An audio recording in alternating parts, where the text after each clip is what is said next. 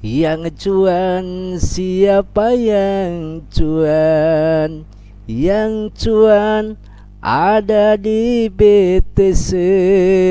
Yang ngusep mana yang nyusruk? Yang nyusruk ada di Kemenkoin. Selamat pagi, selamat siang, selamat sore, selamat malam. Tentunya Mas Bro akan memberikan info-info yang bermanfaat, info-info yang mantap-mantap. Tentunya yang cuan mana yang cuan, yang sangkut mana yang sangkut. Waduh, Anda jangan jadi on melulu, jangan jadi sangkut melulu ya. Percuma kembali dengan Mas Bro Tegal yang plek kutakan. Hahaha, bodoh amat ya. Sambil di sini ketawa cekakakan, ketawa ketiwi, nggak usah pakai pusing-pusing, kipal-kipul ngapain. Saya udah bilang dari kemarin, portonya dirubah. Nomor 1 90% ada di BTC, yang mana sekarang makin merangkak naik, makin merangkak naik, tetap akan dibawa naik. Tertarik daripada BTC pasti ETH, BNB, SRB, Cardano, Solana. Mantap tentunya ya. Yang sangkut, yang nyusruk di Kemenkoin, yang cuan di top MC10.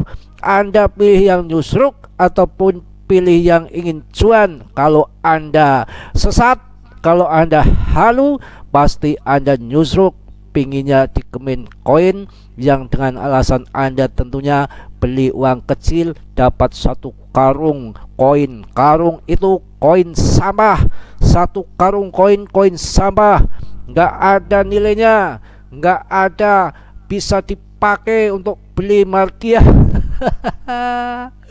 Nggak bisa dibelikan janda pirang. Anda belikan ya. Mas Bro di sini akan mengedukasi yang pemula-pemula, yang dedengkot ya nggak usah, yang pemula saja ya. Hentikan pembodohan meme koin, project kok 1000 project, abal-abal omong kosong, project kentut ya. Bitcoin gak ada project terbang.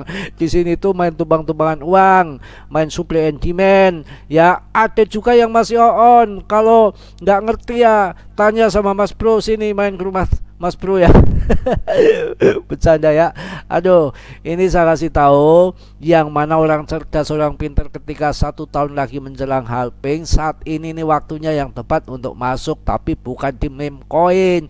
Masuk BTC, ETH mahal Mas Bro, mahal gundule. Anjluk Anda aja beli ratusan juta di meme coin, yang mana sampai nangis di pojokan ondal-andal kopat kapet ya, bikin malu. Itu kan karena Anda belinya banyak ya. Kalau belinya dikit, portonya dirubah ya, umpamanya 80% sampai 90% Anda masuknya di Bitcoin, 15% masukkan ke altcoin, 1 sampai 5% dari porto Anda baru meme coin. Nggak ada orang yang nangis di pojokan. Nyatanya pada nangis pojokan, nyatanya pada stres gila edan kupat kapet ondal-andal bikin malu kan banyak sekali.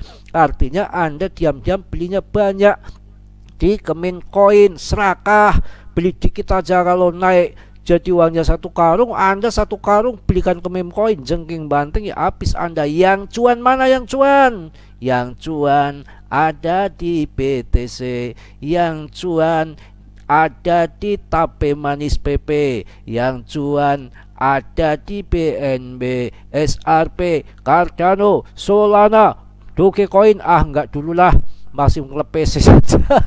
1000 aja nggak ngangkat, market capnya sudah gede lah. Apalagi yang bilang Shiba ya, yang ini dedengkotnya Dogecoin aja masih ngelepes lah. Kalau Shiba tambah longsor ya. Aduh, kacau balalo gak karuan lah. Ini market capnya udah 66, yang sangkut banyak. Waduh, bagaimana kia ini? Aduh, pasti ada. Kita pilih yang bagus-bagus, jangan sembarangan meme coin ya. Kita lihat daripada TA-nya BTC, nanti beritanya di belakang biasa ya. Yang chartnya BTC di weekly-nya yang jelas, yang akurat ya. Yang mana ini di segitiga pemuda, bukan segitiga. Segitiga garis menggaris, tarik garis. Anak kecil pun bisa ini ya, garis trendline seperti ini ya. gampang mudah ini, kasat mata ya, saya mau narik garis 1000 kali sehari juga sanggup ya. Ini yang namanya sudah keluar, sudah jebol, sudah terlempar, yang namanya keluar dari segitiga ini artinya sudah konfirmasi bullish. BTC bullish, nanti Mas Bro akan jatuh lagi ke 20.000, omong kosong. 15.000, omong kosong. 10.000, omong kosong. Mending nol sekalian, Anda mati aja sekalian. Bercanda ya. Yang namanya BTC demandnya paling kuat, nggak ada BTC tiap hari bilang project ya, nyatanya terbang tinggi, market capnya paling gede kok masih tinggi lah, demandnya lebih gede lagi kok. Meme coin tuh masih kecil, demandnya sedikit ya, tambah dikit lagi demandnya nggak ada. Walaupun market kecil, kalau demandnya nggak ada ya bahaya, udah goodbye ya, seperti itu. Rapul ya, scam udah pasti. Saya pilih yang cuan, saya mau pilih yang cuan, bukan mau dikibulin pilih-pilih meme coin yang ke PC. Saya tetap akan cari yang cuan. Yang cuan, siapa yang cuan? Ada di BTC. Langsung saja, nggak pakai lama-lama, dengan berita yang mana mantap tentunya mengenai BTC ini. Nggak apa-apa, TA-nya kecil-kecilan, ringan-ringan saja. Apa mau ditambah? Dengan apa? Indikator yang 7 tumpeng biasa saya gunakan. Oke, pakai Ichimoku, masuk saja, langsung jepret. Waduh, lihat saja itu ya, Ichimokunya juga tandanya saya perbesar dulu. Ini sudah ini bagus sekali nih. Ini sudah keluar dari yang mana ini, yang awan Ichimoku yang merah ini. Ini kan banyak order book di sini. Ya, ini udah keluar nih. Ini waktunya udah masuk ini udah keluar. Tapi hati-hati, tetap ada perosotan TK, entah nanti Desember akhir tahun ketika bos-bos bayar pajak, ataupun nanti Januari dibanting lagi, bisa saja. Tapi di sini sudah awan hijau, mulai November akan stabil. Mulai November di sini sudah ada awan hijau, artinya sudah tanda bullish, yang mana mungkin akan jot-jotan di sini. Perosotan TK turun ke sini biasa naik turun. Kalau Mas Bro untuk long invest nggak pikirin ya, masuk jebrot, begitu bagaimana urusannya. Sekarang kalau lihat daripada RSI-nya, bahwa RSI ini sekarang ini kondisinya di pertengahan. Oke, kita lihat ke belakang ini. Waduh, masih di pertengahan sini, tapi ini menandakan arahnya sudah arah bullish, market. Ini arahnya bullish seperti itu. Nah, di sini nih, ini sama di belakang ini ya. Ini kan naik dan turun di RSI-nya ini, tapi setelah di sini ini sama ini ya. Ini lihat ini sama ini ketika mau bull market, ini sama ini. Ya, kejadiannya sama di sini nih. Ini nanti akan ngaceng sana. Nah, kalau RSI nanti sudah melewati daripada garis titik-titik yang putus-putus ini, kemudian mengikuti belakang ini, lurus ini ya. Ini lurus ini yang di atas daripada yang di bawah ini yang putus-putus, artinya BTC 1M. BTC ini di sini bisa 1M, ember ya. Aduh, mana tahan Anda nunggu sampai 1M, baru naik dikit aja udah TP ya. Katanya rasanya kopinya habis, payah. Ya, ini langsung beritanya mengenai daripada BTC. Yang cuan, siapa yang cuan? Yang cuan pasti ada di BTC. Yang ngungsrep, yang nyusruk, bikin gila stres, pastinya ada di meme coin. Langsung saja melihat beritanya, Bitcoin lepas diri dari obligasi jangka panjang. Inilah alasannya, sudah saya duga sejak lama ya. Mulai saya teliti, saya mulai terjun malam ya, menyepi diri di makam, enggak ya, bercanda, malam tidur ya. Bitcoin, aset kripto terkemuka, menunjukkan perubahan signifikan dalam korelasinya dengan obligasi jangka panjang.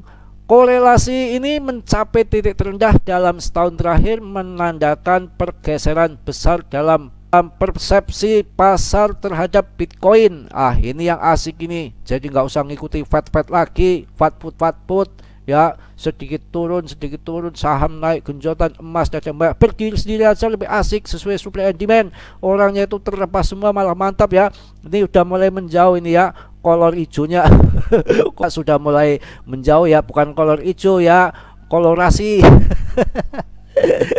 Aduh, macam-macam bahasa dipleset-plesetan ya, dipleset-plesetan. Setan apa ini, udah mulai jauh bro. Dalam sebulan terakhir korelasi ya, bukan Bukan pleset-plesetan. Dalam sebulan terakhir, korelasi Bitcoin dengan obligasi jangka panjang telah turun ke titik terendah. Dalam setahun terakhir, menurut analisa Into the Block, corok ya, Into the Block, ya bukan yang tadi, salah ya, Lucas Kautumuro, ini menandakan perubahan signifikan. Saya kalau ingat yang tadi ketawa bro ya, aduh maaf, saya ingat aduh maaf, saya berkutakan jadi repot, maaf ya, saya ulang lagi ya. Kalau ingat yang tadi saya betul-betul ketawa sendiri ya. Ini menandakan perubahan signifikan dalam cara pasar melihat dan nilai Bitcoin ya. Dalam sebulan terakhir, korelasi Bitcoin dengan obligasi jangka panjang telah turun ke titik terendah dalam setahun terakhir menurut analisis Into the Block. Lucas Kautumuro, ini menandakan perubahan signifikan dalam cara pasar melihat dan menilai Bitcoin. Pada tahun 2022, peningkatan suku bunga menyebabkan penurunan nilai obligasi jangka panjang dan Bitcoin. Namun nih, camkan baik-baik ya, namun seiring melambatnya kenaikan suku bunga tahun ini, nilai kedua aset ini mulai naik. Namun harga obligasi jangka panjang masih tertinggal dalam sebulan terakhir, sementara harga Bitcoin telah tumbuh, menghasilkan cuan, menghasilkan uang. Siapa yang cuan? BTC menghasilkan korelasi rendah sebesar 0,74 di antara mereka. Data dari Into the Black data dari Into the Block menunjukkan bahwa dalam 30 hari terakhir harga Bitcoin telah naik 7%, sementara nilai ETF obligasi jangka panjang telah turun longsor nge-PC 10%. Artinya pemenangnya ada di BTC daripada obligasi BTC. Siapa yang cuan? Pasti ada di BTC ya. Persepsi baru terhadap Bitcoin, Kautumuro berpendapat bahwa penurunan korelasi antara kedua aset ini disebabkan oleh perubahan persepsi terhadap Bitcoin. Narasi seputar Bitcoin telah bergeser dari dilihat sebagai alat tukar menjadi penyimpanan nilai. Kautumuro menilai risiko nilai jaringan terhadap transaksi NFT Bitcoin, ukuran kapitalisasi pasar koin terhadap volume transaksi on-chain-nya, dan menemukan bahwa itu mencapai titik tertinggi sepanjang masa pada September. Ini Bitcoin sudah betul-betul lepas landas, berdiri sendiri ya, yang mana ini sepanjang sejarah itu paling tinggi sekarang ya, yang mana ini tingginya bukan tinggi ukuran badannya.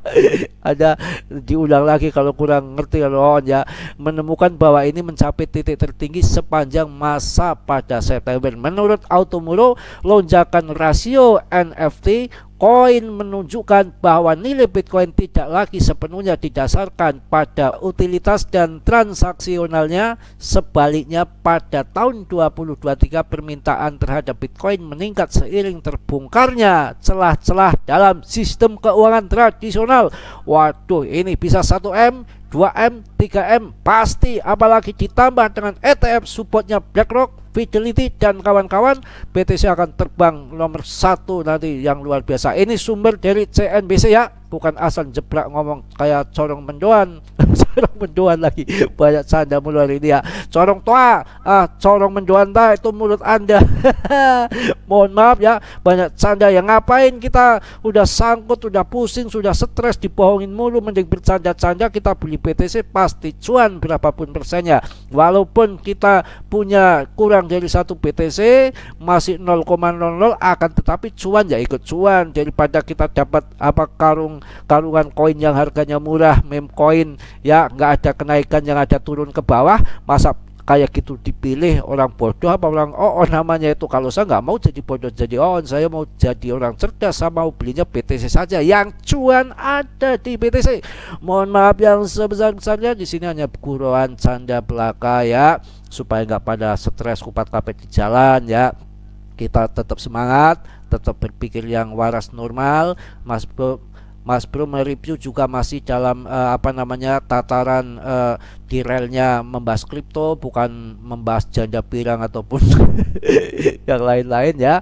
Di situ ya. Ya positifnya Anda ambil, yang buruknya Anda tendang. Yang belum subscribe monggo di-subscribe ya. Yang sudah ya saya ucapkan banyak-banyak terima kasih. Mungkin hanya itu ya. Mohon maaf yang sebesar-besarnya. Salam Mas Bro dari Tegal. Wassalamualaikum warahmatullahi wabarakatuh.